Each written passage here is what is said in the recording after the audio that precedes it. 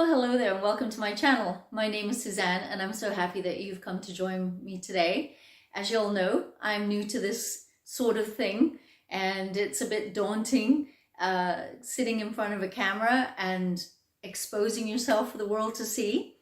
If you looked at my last two videos, the only two videos, except for the one where I was skydiving, which was like 10 years ago, and my granddaughter put that on YouTube. I didn't even know about it until I got some likes for it, and I'm like, what the heck?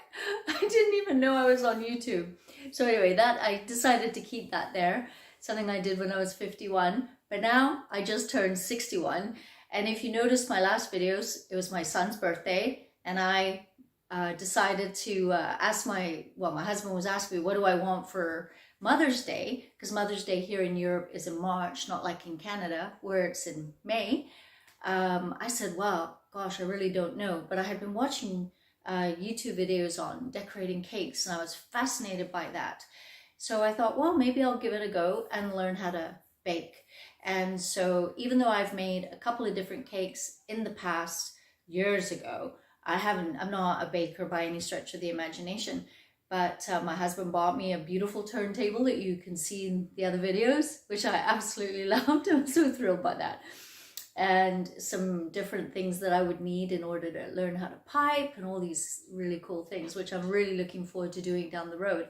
So that's been really exciting. And it just so happened that the stuff arrived right before my son's birthday. So I was able to make him a cake, which you can see in my last video, and the cake turned out so well, people. You actually have to go and see for yourself because I'm so impressed. I did get some ideas off YouTube, not gonna lie, it's not my idea, and there is nothing new under the sun after all. It's not my idea, but it was a great rescue for a cake that broke. So really happy about that. And then the following week was my birthday, so I had my birthday last week. I am now officially 61 years old, and it was a wonderful time. And I thought, well, what the heck? Who makes themselves a cake for their own birthday, except for the girl who just got all this crazy baking stuff for her birthday. So I made myself a pink champagne cake. I went with that because pink is my favorite color, and I don't like champagne. I think champagne tastes like soap.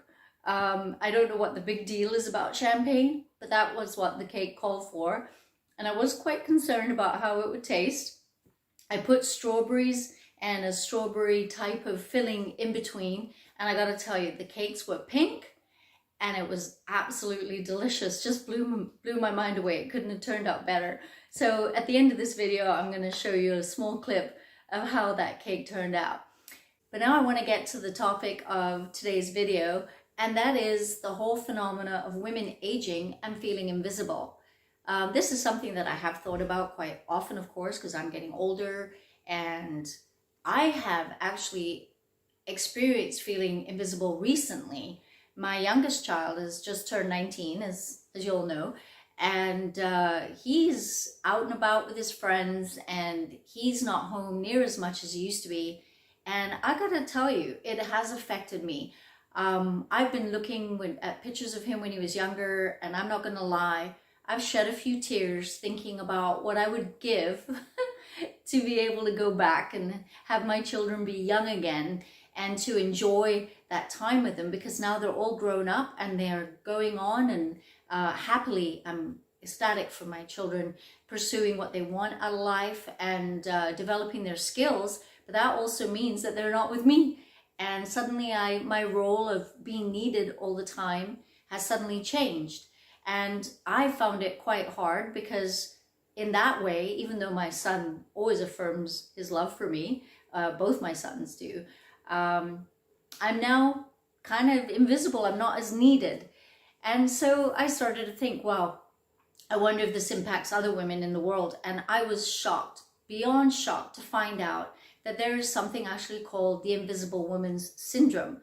I couldn't believe that this is actually a thing that has been called a syndrome. I can understand it happening, but I couldn't believe that there's been a name assigned to this.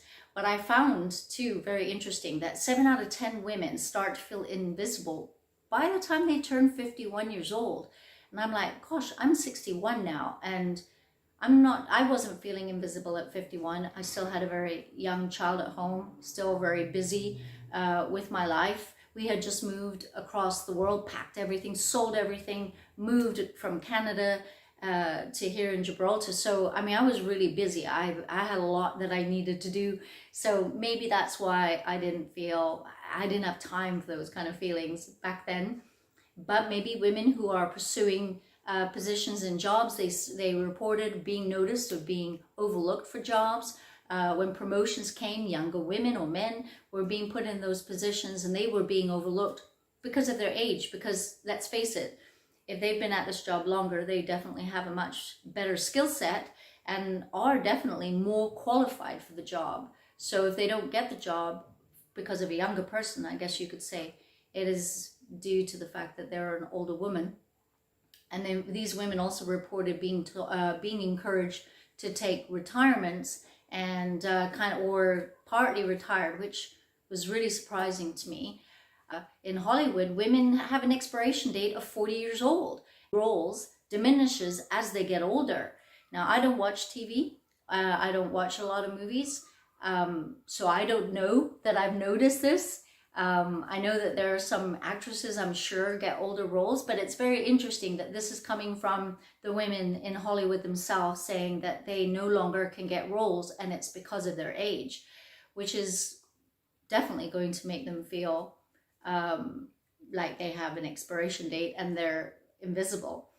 Other women would say that they felt like they were overlooked in public, that people, when they were in a queue in a shop somewhere, that they would be overlooked, and they felt it was due to their age. Some women said that they noticed that people didn't look at them anymore and wouldn't make eye contact with them. And some women said that, you know, they didn't get the same attention that they used to get when they were younger from men. And so these all attribute to women feeling invisible. Now, for me personally, my feeling of invisibility has not come from those things. And to be fair, since we moved here 10 years ago, I haven't been out in the workforce. So I haven't been competing in that sphere. I work for myself. So I don't have to deal with that. I don't have to deal with competing with younger women for jobs. So in that sense, I have no idea what that feels like. But it's quite something to think that a woman who is more qualified and has more experience will be overlooked simply for her age. That, to me, I just don't get it. I do have a funny story though, just as a side note here. I have been on this medication for the last 21 years because I have a thyroid issue. So I take thyroid medication, and last year I went to the pharmacy to fill up my prescription, and the lady hands me my prescription and she says, "You're exempt." And I said, "What do you mean I'm exempt? You don't have to pay for your prescription." And I said, "Well, why?" You know, like, I know it's my birthday, but since when do you give people medication because it's their birthday? And she says, "It's because you're 60 now and you classify as a senior citizen." And I said, no, I don't want to pay for my medication. I'm not ready to be classified as a senior citizen. So this part of the world, I looked it up, and sure enough, you know, we're British, and under the British code, if you're 60 girls, I'm sorry to tell you, you are considered a senior citizen. That means free eye exams, free medication. You can get a little a card so you can go to the swimming pool, and you have to pay, and I'm not sure if on the bus. But I was like mortified that I was now considered a senior. And I came home and I told my husband, he says, "That's great. You should find out what other things you get for free." Anyway, you know, like, that really hits you over the head. It's like, my goodness, I'm a senior. But the thing is, people, is I don't feel like a senior. Like, people say, you hear this everywhere you go, well, you're only as old as you feel. And maybe that's true, but I feel quite young inside. But let's face it, when I look in the mirror, I see all this white hair that, yes, is is natural. My white hair, I look at my wrinkles on my face, and my outside does not match my young inside. There is some kind of a dissonance going on here where I do feel quite young, I feel quite optimistic, but my outside says, yeah, things are starting to go a little bit south. My outside says, nay, nay, nay, you're getting a bit older. But this thing about feeling invisible, I mean, it's a real thing.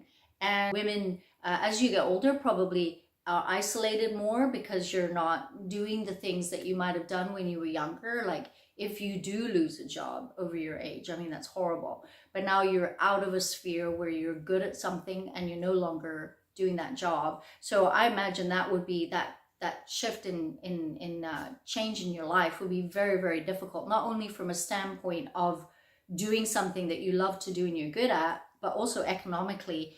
That's one thing that I found, that women who are being pushed out of these jobs, the brunt of it is that they also feel it, of course, economically, which can completely turn your world upside down. So, but I was looking from the standpoint of a woman that's not, and like myself, like, how do I not feel invisible? Like now my son he hasn't been needing me for a while. Probably like, when does a kid stop wanting to hang around with their parents? Like when they're about 15. So it's like, I've had a little practice with this, right? These are things that I do that really help me feel engaged. And what I do is I have friends of every age. I have girlfriends who are younger than me. I have girlfriends that are the same age as me. And I have girlfriends that are a little bit older than me. I feel that really balances a woman out. I love younger women. I just think that they bring youthfulness and purpose to my life. I'll give you an example. I think it was here in Gibraltar, probably 6 years ago. I met a young girl who went to the same church that I went to, and we got talking, and she was just here in Gibraltar on an assignment for a couple of years. So she wasn't from here, but we both found out we had something in common. We both have a sweet tooth and we both love ice cream. So we started getting together about once every 2 weeks and going for a walk and having an ice cream. And we did this for a long time, and we would chit chat about this and chit chat about that. And then one day she said to me, you know, Suzanne, you've been like a mom to me. Now, hey, I was not prepared for a girl in her 20s, late 20s, I think, to tell me that I am like a mother to her, because I was kind of seeing us as friends, not me as a mom, and I don't feel like I'm these girls' moms at all. I don't, but that's what she said to me. And then she went on to say to me her mom had just died a few months prior, and this was something that was very meaningful to her. And even though I had no idea about that, it wasn't my intention to try to mother her. We just both loved ice cream, and so we got together and had ice cream. But what an opportunity, right? Like, this is what happens when you spend time with younger women. And they give you value and worth because they want to spend time with you, and you do the same back. You get to chit chat with them, and they get to chit chat with you, and then you start having conversations, and maybe you get to talk about things that, yeah, you've struggled with that too, and you've had this particular problem as well, and this is kind of how you tackled it, or you just talk about silly things, who knows.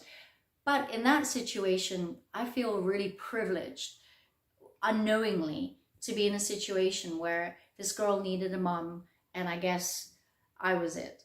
So I have found that having younger women in my life actually makes me feel younger. Like, I love being around them. Their energy level's higher, and they're still dealing with young children, and I get to say to them, you know what, before you know it, your children will be like my youngest age. And my older child, my oldest son, is 43 years old. So I've got a 19-year-old and a 43-year-old.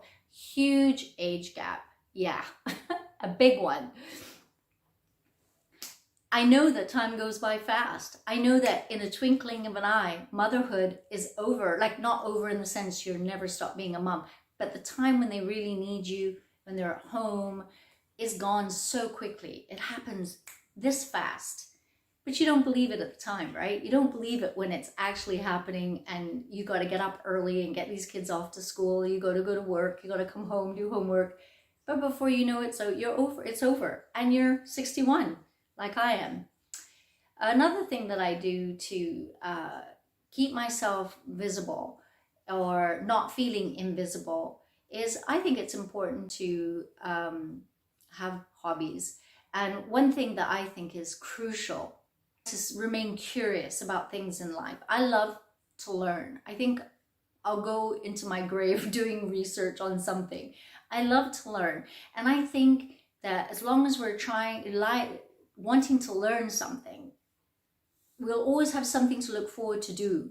And we don't have to be perfect at it. And we don't even have to succeed incredibly at it. It's the whole process of learning new things. And that's what I've been doing recently, just having a ball, learning how to bake. And then the kickoff of baking is everybody gets to enjoy the cooking, baking. So that's amazing. And I've really appreciated that the bakes I've found really, really good recipes and they've turned out well. And people have got to enjoy it. So it just adds a whole new element of joy to your life.